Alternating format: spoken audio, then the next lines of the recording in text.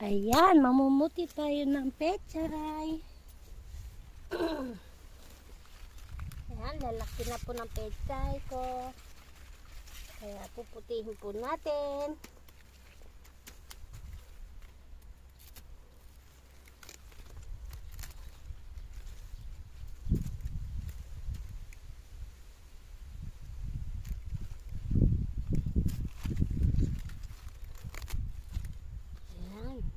Tanggalin natin po yung hindi natin kailangan. Pili po tayo ng maayos.